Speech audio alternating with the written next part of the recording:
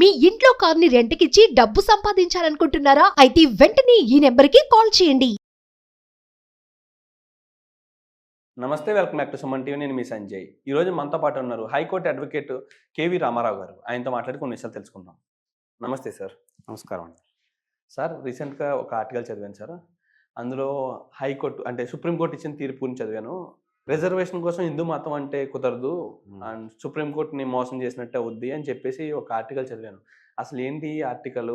అసలు అంటే ఏ విధంగా అంటే తమిళనాడు చెందిన ఒక ఆమె సెలవరాణి అనే ఆమె హైకోర్టుకి అప్లై చేసింది. అక్కడ ఆ కేసు కొట్టివేయబడితే సుప్రీంకోర్టుకి అప్లై చేసింది. అక్కడ కోర్టు ఇచ్చిన తీర్పు కొంచెం సెన్సేషనల్గా మారింది. అసలు ఏంటి ఆ కేసు ఏంటి? అప్లై చేసిన వ్యక్తి పూర్వపరాలు ఏంటి? అసలు కేసు గురించి డీటెయిల్గా చెప్తారా నాకు? ఈరోజు మన దేశంలో సంచలనమైన కేసు ఇది. రీసెంట్గా మొన్న నవంబర్ 26న మనం రాజ్యాంగం కాన్స్టిట్యూషన్ డే రోజే ఈ తీర్పు రావడం జరిగింది. ఇది సుప్రీంకోర్టు ద్విసభ్య ధర్మాసనం justice Pankaj Mittal and R మహాదేవన్ల గారు సుదీర్ఘంగా 21 పేజీల జడ్జిమెంట్ ఇవ్వడం జరిగింది. అనేక విషయాలు క్రోడీకరించడం జరిగింది. ఈ కేసు యొక్క పూర్వపరాలకు పోతే తమిళనాడు ప్రాంతం పుదుచ్చేరిలో నివసిస్తున్న ఒక మహిళ, ఆమె యాక్చువల్గా 1990లో జన్మించింది. 90 నవంబర్లో జన్మిస్తే 1991 జనవరిలో వారి యొక్క పేరెంట్స్ బంధువులు ఆమెకు బాప్టిజం అంటే క్రిస్టియన్ మతం కన్వర్ట్ చేయడం జరిగింది. యాక్చువల్గా వారిది హిందూ ఎస్సీ కులం. వారి ఫాదరు, వారి యొక్క నాన్నగారు ఎస్సీ హిందువు, వారి మదరు అప్పటికే క్రిస్టియన్. వారికి జన్మించిన 3వ నెలనే ఆమెకు బాప్టిజం ఇప్పించడం జరిగింది. ఆమె తర్వాత రీసెంట్గా 2015లో అప్పర్ క్లర్క్ జాబ్ కోసం అప్లై చేసుకుంది. అయితే ఆమెకి క్రిస్టియన్గా నడుస్తున్న జీవితం, ఆమెకి ఎస్సీ సర్టిఫికేట్ కావాలి కానీ అక్కడ అధికారులకి అప్లై చేసుకుంది. అప్లై చేసుకుంటే అధికారులు ఈమె యొక్క బ్యాక్గ్రౌండ్ అంతా స్టడీ చేసి ఈమె తండ్రి ఎస్సీ అయినప్పటికీ వీళ్ళ తల్లి క్రిస్టియన్ అయినప్పటికీ ఈమె రోజు చర్చికి పోతుంది. అట్లాంటి విషయాలన్నీ తెలుసుకొని అమ్మ నీకు ఎస్సీ సర్టిఫికేట్ ఇవ్వడం కుదరదు, ఎస్సీ సర్టిఫికేట్ నిరాకరించగానే ఆమె న్యాయ పోరాటం స్టార్ట్ అయింది. ఆమె అక్కడ కోర్టులలో అప్లై చేస్తూ మద్రాస్ కోర్టుకు వచ్చింది. మద్రాస్ కోర్టుకు వచ్చి ఏం చెప్పిందంటే, మా నాన్నగారు ఎస్సీ కాబట్టి మా బ్రదర్ కూడా హిందువే, నాకు ఎస్సీ సర్టిఫికేట్ కావాలని కోర్టుని అప్రోచ్ అయింది. కోర్టు ఏం చేసిందంటే అక్కడ ఉన్న అధికారుల ద్వారా ఎంక్వైరీ చేసుకొని గవర్నమెంట్ ప్లీడర్ల ద్వారా ఆ రిపోర్ట్ వేయించుకొని ఈమె ఎస్సీగా సర్టిఫికేట్ ఇవ్వడం కుదరదని నిరభ్యంతరంగా తిరస్కరించింది. ఆమె అక్కడితో ఆగకుండా ఆమె మళ్ళీ ఒక సెంట్రల్ గవర్నమెంట్ ఒక జాబ్కి అప్లై చేసుకుంది. అక్కడ కూడా ఆమెకి ఎస్సీ సర్టిఫికేట్ కావాల్సి వచ్చింది. ఆమె ఏం చేసింది, సుప్రీంకోర్టుకు వచ్చింది. సుప్రీంకోర్టుకు వస్తే రీసెంట్గా మొన్న కాన్స్టిట్యూషన్ డే రోజే ఈ తీర్పు రావడం జరిగింది. ఆమె కేసు పూర్వాపరాలకు పోతే ఆమె ఏదైతే అప్పీల్ చేసుకున్న ఫైలింగ్లోనే నేను ఎస్సీగా మా నాన్నగారు ఉన్నారు, క్రిస్టియన్ మా అమ్మ అయినప్పటికీ మా బ్రదర్ కూడా ఎస్సీ హిందువే, నేను దేవాలయాల్లో పోతుంటాను కాకపోతే క్రిస్టియన్ మతాన్ని అనుసరిస్తున్నానని చెప్పడం జరిగింది. అప్పుడు సుప్రీంకోర్టు పంకజ్ మిట్టల్ కానీ ఆర్ మహాదేవన్లు కానీ వాళ్ళు క్వశ్చన్ చేసిందంటే, నువ్వు క్రిస్టియన్ చర్చికి పోతున్న బాగానే ఉంది, దేవాలయాలు కూడా పోతున్నట్టును, నువ్వు వన్స్ బాప్టిజం తీసుకున్న వ్యక్తివి, నువ్వు మళ్ళీ హిందువుగా మారానని ఎక్కడన్నా తెలియజేస్తున్నావా అంటే తెలియజేయలేదు.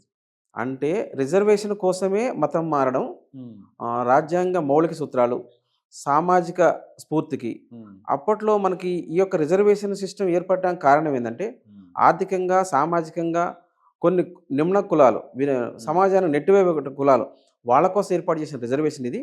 మతం మారి నాకు అదే రిజర్వేషన్ కావాలని కోరడం ఇది రాజ్యాంగానికి విరుద్ధమని సుప్రీంకోర్టు చెప్పడం జరిగింది.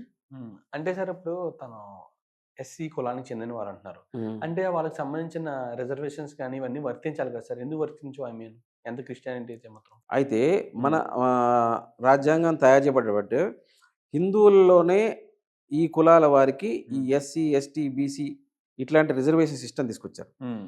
ఏదైతే ఇప్పుడు ఫార్వర్డ్ క్యాస్ట్లు కానీ వేరే మతాలకు కానీ ముస్లిం కానీ క్రిస్టియన్స్ కానీ ఎలాంటి రిజర్వేషన్ లేవు. లేవు కాబట్టి నువ్వు ఎస్సీ రిజర్వేషన్ సర్టిఫికేట్ కావాలని కోరడం, ఒకవేళ నీకు ఏ మతం ఇష్టమైతే ఆ మతాన్ని ఆచరించవచ్చు. ఆ మత సిద్ధాంతాలు ఉంటాయి, ఆ నియమాలు ఉంటాయి, ఆచారాలు ఉంటాయి, ఆధ్యాత్మిక భావనలు ఉంటాయి, నువ్వు పాటించు. ఏ మతం అయినా మారచ్చు, అది మన ఇష్టం. కానీ ఆ మతం ద్వారా నాకు రిజర్వేషన్ బెనిఫిట్స్ పొందాలనే ఆలోచన రాజ్యాంగ స్ఫూర్తికి విరుద్ధం, సామాజిక స్ఫూర్తికి విరుద్ధం. కాబట్టి సుప్రీంకోర్టు సుదీర్ఘంగా చెప్పింది, ఓకే అమ్మ నువ్వు కావాలంటే మతం మారు, అంతేగాని మతపరంగా వచ్చే రిజర్వేషన్ ఫలాలు పొందాలనే ఆలోచన తప్పు అని చెప్పడం జరిగింది. Okay okay sir. ఇప్పుడు చూసుకుంటే ఈ కింది స్థాయి కులాల వాళ్ళంతా అలా అనకూడదు, కానీ ఎవరిని ఉద్దేశించి కాదని నన్ను అడిగింది. ఒకవేళ ఈ కింది స్థాయి వర్గాలు, కింది స్థాయి కులాలు అని పేర్లు పెట్టిన వాళ్ళు ఉన్నారు చూసారా, ఎస్సీ ఎస్టీ బీసీఏ ఇలాంటి వాళ్ళు కానీ కన్వర్షన్ అయితే వాళ్ళు ఏ కేటగిరీకి చెందుతారు? కన్వర్షన్ అనేది వాళ్ళ ఇష్టం, కన్వర్షన్ కావచ్చు. ఈ కింది స్థాయి వర్గాల వ్యక్తులు ఎవరైనా కులం మతం మారితే, క్రిస్టియన్గా మారితే బీసీసీ అని ఉంది మనకి, ఓకే బీసీసీ క్రిస్టియన్ మతంగా రిజర్వేషన్ పొందొచ్చు, అదే ఇబ్బంది లేదు. Okay sir. ఒకవేళ అగ్ర కులాల వాళ్ళు ఈ క్రిస్టియానిటీ కన్వర్ట్ అయితే వాళ్ళకి ఎలాంటివి వర్తిస్తుంటారు? రిజర్వేషన్ వాళ్ళకి ఏముండదు, వాళ్ళు ఓసీగానే ఉంటారు. ఓసీగానే ఉంటారు, వాళ్ళకి ఓకే రిజర్వేషన్. సార్. సరే, ఇప్పుడు సుప్రీంకోర్టే చెప్తుంది కదా, మీరు ఏ మతాన్నైనా అనుసరించవచ్చు, ఏ మతాన్నైనా ఫాలో అవ్వచ్చు, ఇప్పుడు కన్వర్షన్ కూడా తప్పు లేదు అంటే మీరు ఏ మతాన్ని అయితే ఖచ్చితంగా నమ్ముతారో ఆ మతాన్ని పాటించవచ్చు, ఆచరించవచ్చు అని. మరి అలాంటప్పుడు ఇప్పుడు మత మార్పిడి చేయడం వల్ల అక్కడ కేటగిరీ కూడా ఎందుకు మారుతుంది, వాళ్ళకి రిజర్వేషన్ ఎందుకు తగ్గుతున్నాయి అంటారు? దీనికి గల కారణాలు ఏంటంటారు? సుప్రీంకోర్టు ఇలాంటి రూల్ ప్రవేశపెట్టినట్టు. మన దేశంలో 1949 నవంబర్ 26న రాజ్యాంగాన్ని మనకు కౌన్సిల్ స్వీకరించడం జరిగింది. 1950 జనవరి 26న మన రాజ్యాంగం అమల్లోకి వచ్చింది. అమల్లోకి వచ్చినప్పుడే మనకి రాజ్యాంగం రాసుకున్నప్పుడే మౌలిక సూత్రాలు, ఆదేశ సూత్రాలు, హక్కులు, విధులు, అనేక చట్టాలను క్రోడీకరించుకున్నది. Doctor Babasaheb Ambedkar draft committee చైర్మన్గా అనేక విషయాలు చర్చించి ఈ దేశం ఆ రోజుల్లో చాలా కొన్ని నిమ్నజాతి కులాలు, అట్టడుగు వర్గాలు, బీదలు సమాజానికి నెట్టివేయబడి ఉన్నారు. వారు అందరూ కూడా సమాజంతో పాటు రాబోయే కాలాల్లో పైకి రావాలి, సమానత్వం రావాలనే ఉద్దేశంతో వాళ్ళకి రిజర్వేషన్ కేటాయించడం జరిగింది. అది కూడా మన దేశం అప్పుడు అవునన్నా కాదన్నా మెజార్టీ ప్రజలు హిందూ ప్రజల్లో చాలా జాతులు, కొన్ని కులాలు, కొన్ని అట్టడుగు కులాలు, ఎస్సీలు, ఎస్టీలు, బీసీలు, వీళ్ళకు మాత్రమే రిజర్వేషన్ ఏర్పాటు చేశారు. మిగిలిన ఎవరైనా సరే, ఇప్పుడు మనం చెప్పుకునే ఈ ఓసీలు కానీ, వేరే మతాలు కానీ, ముస్లిమ్స్ కానీ, క్రిస్టియన్స్ కానీ వాళ్ళకి ఎలాంటి రిజర్వేషన్లు కేటాయించలేదు. కాబట్టి ఆ బీసీ, ఎస్సీ, ఎస్టీ వాళ్ళకి మాత్రమే రిజర్వేషన్లు ఉన్నాయి, వాళ్ళు మాత్రమే ఈ ఫలాలు పొందవచ్చు. ఈ మిగిలిన వాళ్ళంతా కూడా ఓసీల కింద లెక్క. సార్, అసలు ఇప్పుడు ఈ కన్వర్షన్ అనేది ఎందుకు జరుగుతుంది అంటే, మత మార్పిడి అనేది తప్పు కాదు సరే, అసలు మతం మారాల్సిన అవసరం ఈ ప్రజలకి ఎందుకు వస్తుంది అంటారు? ఒకవేళ క్రిస్టియన్ అయితే హిందూ మతంలోకి ఎందుకు మారుతున్నారు, అసలు హిందూ మతం అయితే క్రిస్టియానిటీ మతంలోకి ఎందుకు మారుతున్నారు, అసలు ఈ మత మార్పిడికి గల కారణాలు ఏంటంటారు? మతం మారడం అనేది పౌరుడిగా తన హక్కు. తన ఏ యొక్క సిద్ధాంతాలు, ఏ యొక్క ఆలోచనలు, ఏ ఆధ్యాత్మిక భావనలు ఏ వ్యక్తికి ఎప్పుడైనా నచ్చవచ్చు. మతం మారటం అది సెల్ఫ్, తన సొంత విషయం. అదే విషయంగా మతం మారినప్పటికీ ఆ మతంలో ఉండే బెనిఫిట్స్ నాకు అదే పాత రిజర్వేషన్ కావాలని కోరడం అనేది రాజ్యాంగ విరుద్ధం. మతం మారవచ్చు, ఎవరైనా మారవచ్చు.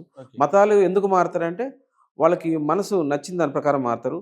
కొంతమంది ఒత్తిడి వల్ల మారుతారు, కొంతమంది ప్రభావం వల్ల మారుతారు, కొంతమంది ఈ నడుస్తున్న ఆచారాలు నచ్చక మారుతారు.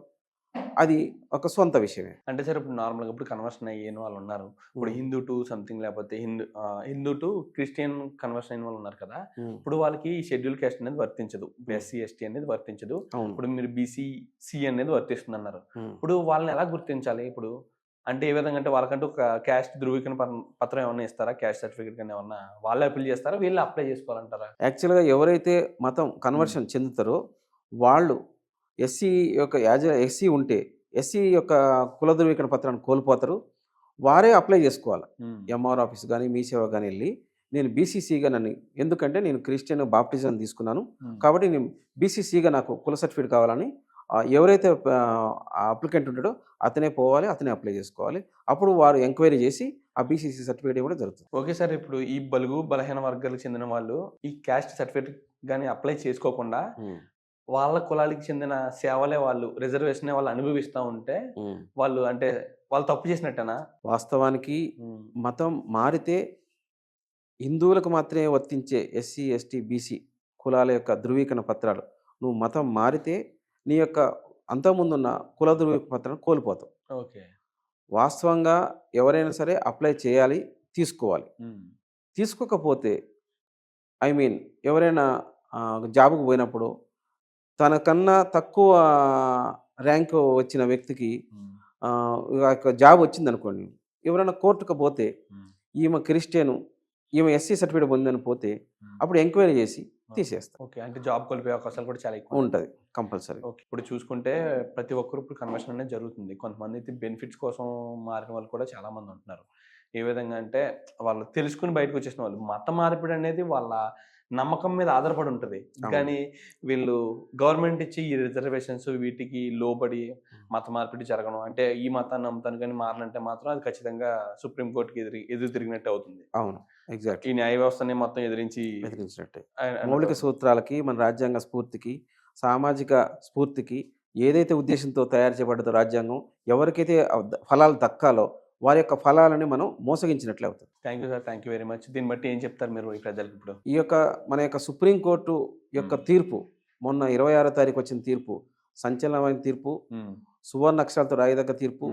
ఈ దేశంలో ఏదైతే రాజ్యాంగం దేనికోసం, ఎవరి కోసం అయితే తయారు చేయబడ్డదో వారే ఫలాలు దక్కాలని, అలాంటి దక్కడం కోసం మన యొక్క అధికారులు కానీ, మన రాజకీయ నాయకులు కానీ సుప్రీంకోర్టుని తీర్పును అనుసరిస్తూ ఈ యొక్క ఎస్సీ ఎస్టీ బీసీ వాళ్ళకి ఆ ఫలాలు దక్కేలా మీరు కూడా నిమగ్నమై తయారై ప్రజలకు మేలు చేయాలని, సమగ్రంగా ఏదైతే పుదుచ్చేరి అధికారులు ఎలా అయితే కరెక్ట్గా పనిచేసి ఆమెని నిక్కచ్చిగా, ఆమె ఎస్సీ కాదు ఆమె క్రిస్టియన్ అని ఎలా తేల్చారో అధికారులు ఆ విధంగా పనిచేయాలి. ఆ రకంగా మన రాజకీయ నాయకులు వారికి సపోర్ట్గా ఉండాలి. ఈ యొక్క ఫలాలు ఎవరు దక్కాలో వారు దక్కేలా సుప్రీంకోర్టు తీర్పుని అందరూ అనుసరిద్దాం. Thank you sir, thank you very much అండి.